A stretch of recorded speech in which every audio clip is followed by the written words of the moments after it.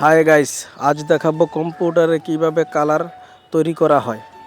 প্রথমে ক্যাটালগ বই দিবে সামনে, আপনার পছন্দ মতো রং পছন্দ করে নেবেন। তারপর কম্পিউটারের সামনে চলে যাবে, পরিমাণ কম্পিউটার থেকে নেওয়া হবে, কম্পিউটারের পরিমাণ ধার্য করা হবে। ধার্যর কাজ চলছে। তারপর কালার ব্যাংকের ভিতরে বেসটা ঢুকাবে, পরিমাণ মতো রং পরে যাচ্ছে, দেখেন অটোমেটিক ফার্দার কালার ব্যাংক। তারপর নামিয়ে নেওয়া হচ্ছে, এই দেখেন পরিমাণ মতো রং কালার থেকে নেমে গেল। তারপর এটাকে ভালোভাবে লাগিয়ে জাকানোর জন্য জাকানোর মেশিনে নিয়ে যাবে। এটা রংটাকে জাকিয়ে বানানো হবে, মেশিনের মধ্যে ঢুকানো হচ্ছে।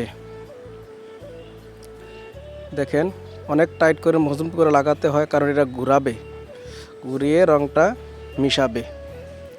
তাই ঘুরানো শেষ। এখন মামুন রঙের ডিব্বাটা নিচে নামাচ্ছে, নিচে নামিয়ে ডিব্বার মুখটা খোলা হচ্ছে। ওয়াও, একেবারে যা পছন্দ করে দেবেন তাই কালার।